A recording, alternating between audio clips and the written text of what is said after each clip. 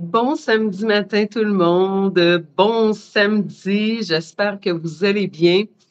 Bienvenue à cette 5e journée du défi J'aime mes seins. Alors ce matin, on va parler de vitamine D. La vitamine D a été associée à une relation inversement proportionnelle au cancer du sein. Donc, autrement dit, plus on est carencé en vitamine D et plus le risque de cancer du sein augmente. Alors, je vous rappelle que pour avoir accès à mes liens de recherche, il faut vous inscrire au défi J'aime mes seins.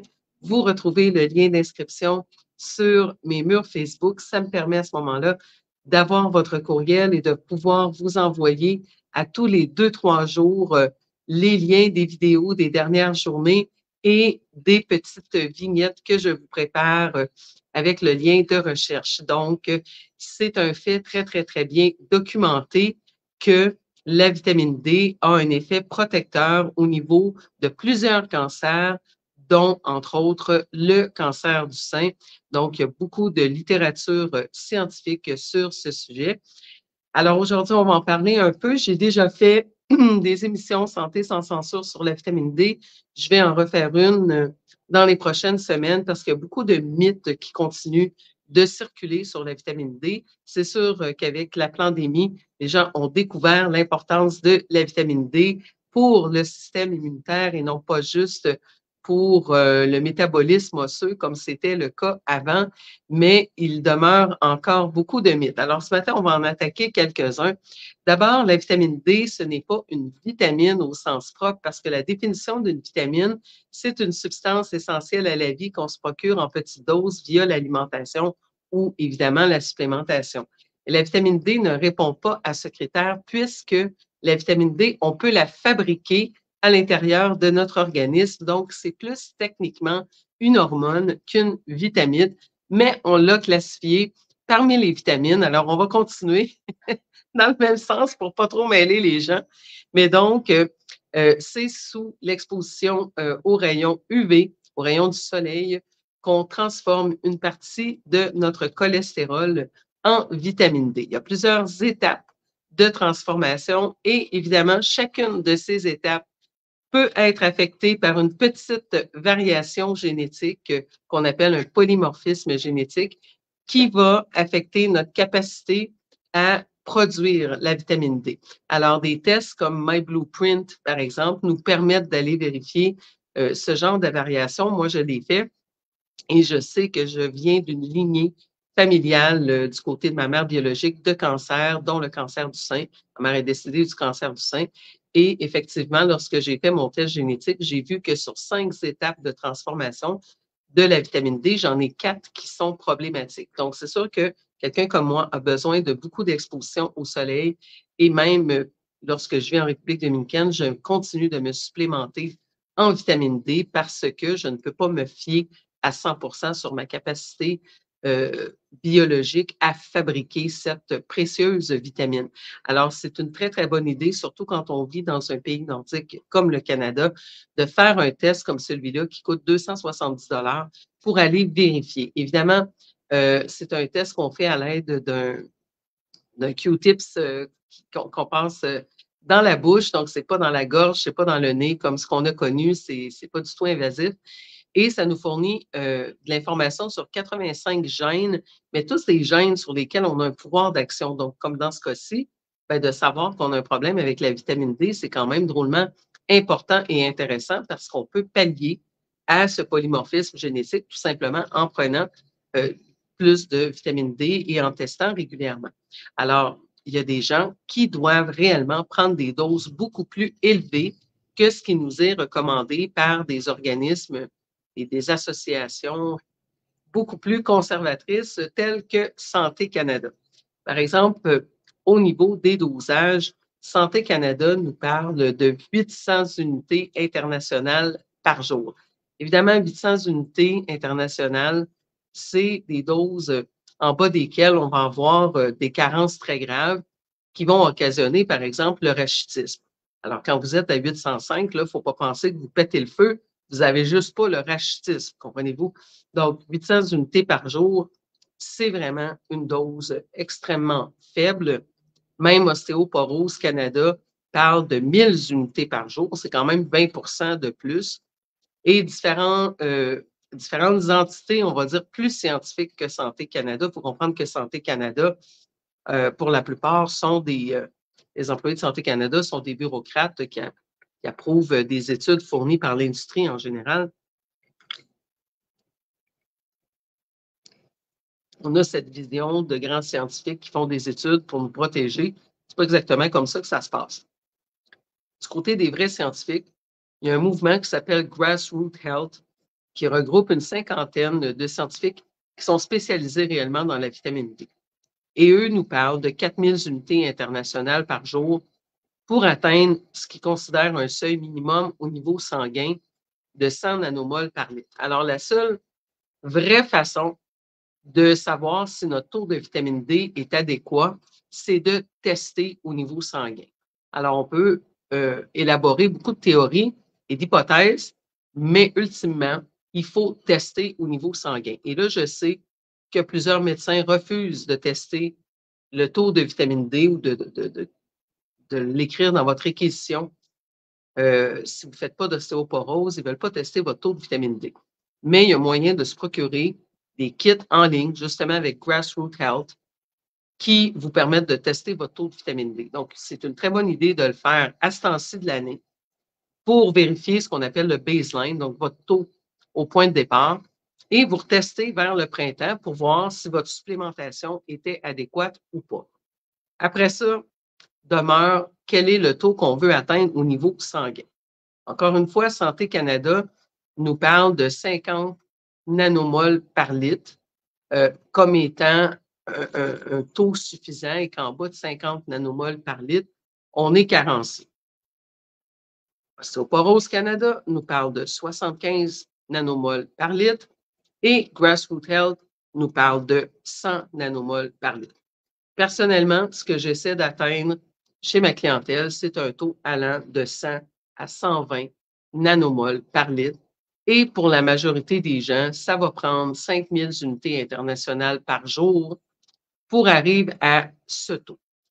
Maintenant, vous allez me dire, oui, c'est beaucoup plus élevé, c'est 5 fois plus élevé et même plus que ce que recommande Santé Canada. Comme je vous dis, vous faites comme vous voulez, c'est à vous la santé, mais le taux de Santé Canada ne rencontre pas les standards scientifiques de d'autres endroits et de d'autres chercheurs. Donc, 5000, les gens, ça les préoccupe parce qu'on dit, oui, mais c'est une vitamine liposoluble, ça peut s'accumuler dans notre organisme. Quand on a un organisme en santé, à moins de faire de la dialyse pour vos reins ou d'avoir des maladies très graves, 5000 unités internationales, c'est pas des doses tellement élevées selon notre niveau de mélanine, donc la couleur de notre peau. Une demi-heure à 1 heure d'exposition solaire, ça peut fournir facilement 30 000 unités internationales. Donc, pendant l'été, ce n'est pas vrai que vous êtes badigeonné de votre crème solaire 100% du temps. Donc, vous produisez des 1000 et des 1000 d'unités internationales et jamais personne qui est mort de ça. Alors, 5000 unités par jour, comme je vous dis, quand on se supplémente minimalement durant l'hiver, on arrive à peu près 100 nanomoles par litre au printemps avec une dose comme celle-là, évidemment, tout dépendamment de votre capacité génétique à transformer la vitamine D à partir de votre cholestérol. Donc, encore une fois, je vous rappelle que j'ai fait un live intitulé « Le mythe du cholestérol » où j'explique justement l'importance du cholestérol dans notre organisme, notamment pour produire la vitamine D, aussi pour transporter nos vitamines liposolubles et aussi comme précurseur de nos hormones comme les estrogènes et la progestérone et la testostérone. Donc, le cholestérol est absolument nécessaire à notre organisme. Alors, encore une fois,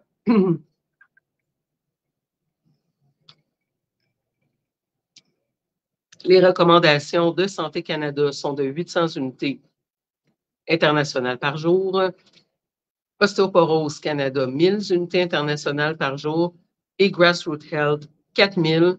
Moi, en pratique clinique, ce que j'observe au Canada, c'est plus 5000 unités par jour pour atteindre un seuil de 100 nanomoles par litre au niveau sanguin.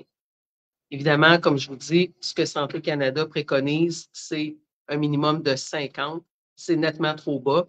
Et 50 est un seuil qu'ils ont établi en se fiant uniquement sur le métabolisme osseux, donc un seuil en bas duquel on souffre de rachitisme.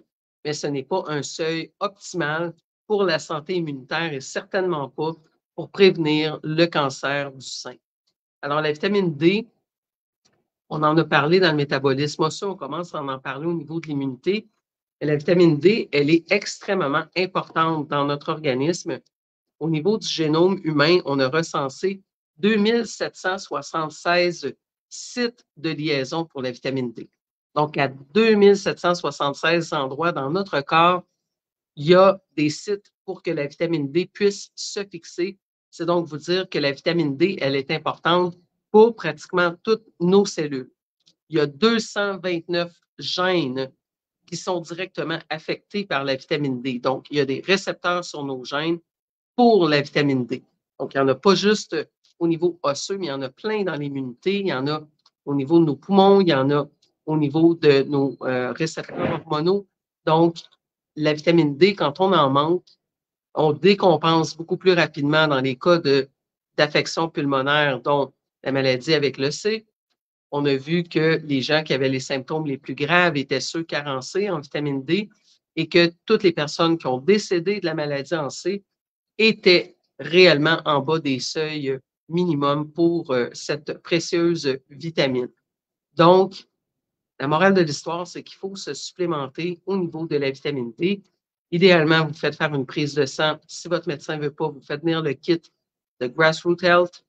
Vous testez votre taux de vitamine D et vous établissez un dosage allant entre 800 unités internationales par jour si vous voulez suivre les recommandations de Santé Canada ou 4000 unités par jour si vous voulez suivre celles de Grassroots Health ou 5000 si vous êtes à l'aise des recommandations de votre naturopathe préféré.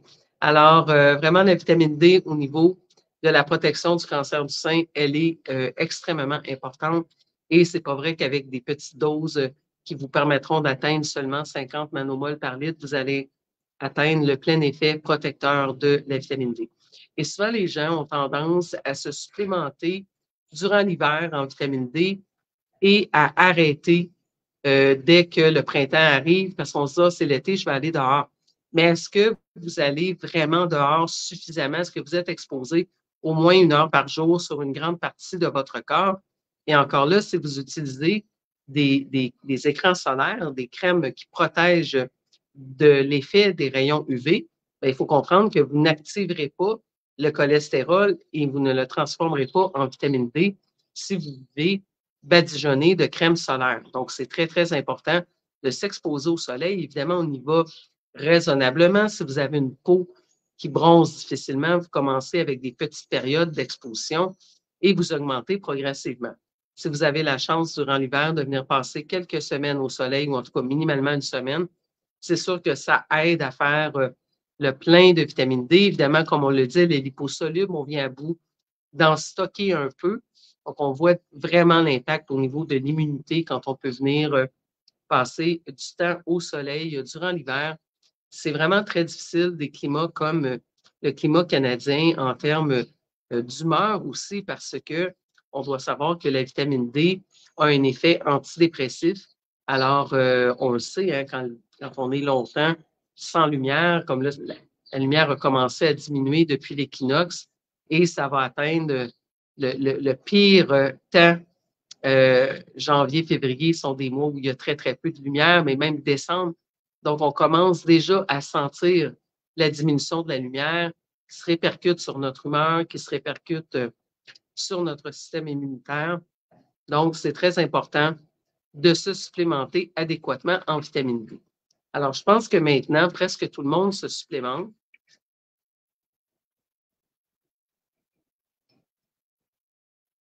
L'ennui, comme je le mentionnais, c'est que les gens n'en prennent pas assez. Les gens ont peur du fait que la vitamine D est liposoluble, qu'on s'est fait tellement dire qu'on pouvait se surdoser parce qu'on l'accumulait dans le corps.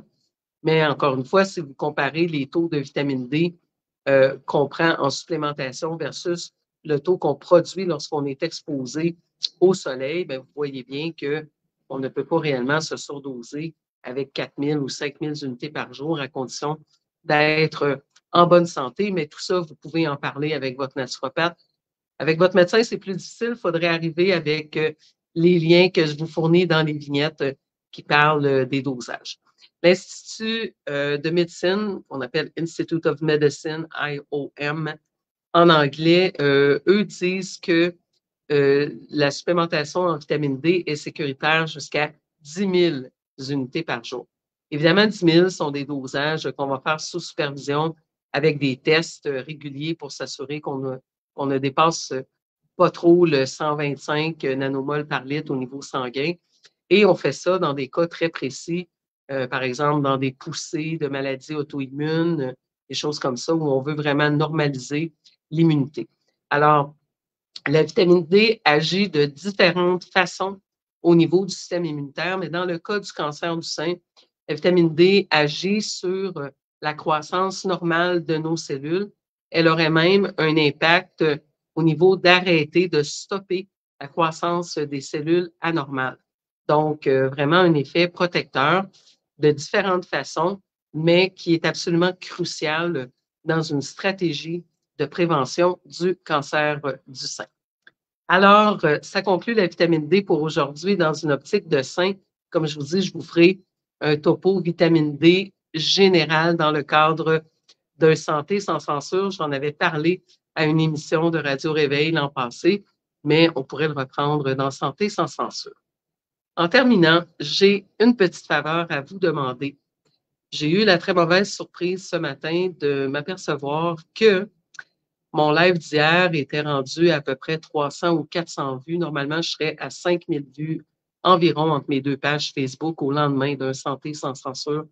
Donc, je me rends compte que le shadow banning est extrêmement à l'œuvre sur mes murs Facebook. Les gens me le disent, vous ne recevez plus les nouvelles comme quoi je suis live. Je vois que beaucoup des commentaires en bas de mes lives sont cachés par Facebook. Une amie me disait qu'elle essayait d'écrire un commentaire et l'algorithme ne la laissait pas écrire. Donc, j'ai vraiment besoin que vous m'aidiez à partager mon contenu. Si vous considérez que mon contenu a une valeur, partagez-le sur vos murs. Ça m'aide à atteindre un nombre minimum de visiteurs parce que c'est une chose de travailler gratuitement. Quand on peut avoir une certaine exposition, c'est motivant. Mais de faire tout le travail que je fais bénévolement pour rejoindre 100, 200, 300 personnes, ça fait aucun sens. Alors, vous savez pourquoi on est shadow banné quand on fournit de l'information qui donne du pouvoir aux gens, quand on fournit de l'information qui aide la santé des gens, on se fait taxer de personnes qui font de la désinformation, alors que tout ce que je fais est référencé scientifiquement par les mêmes entités, par exemple, National Institute of Health, NIH.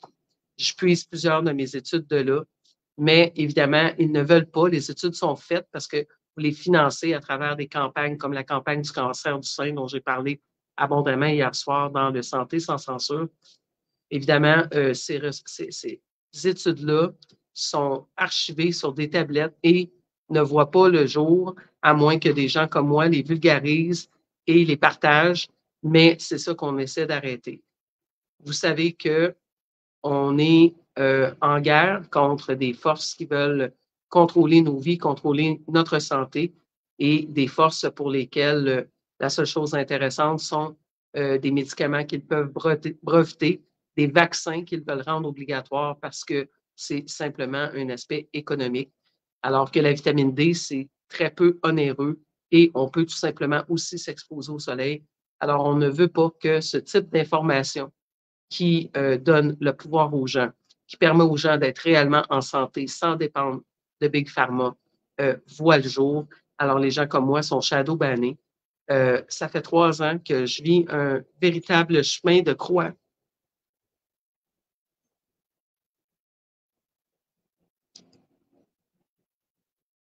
Plusieurs sont au courant. Alors, j'ai vraiment besoin que vous partagez l'information. Merci tout le monde, bonne journée.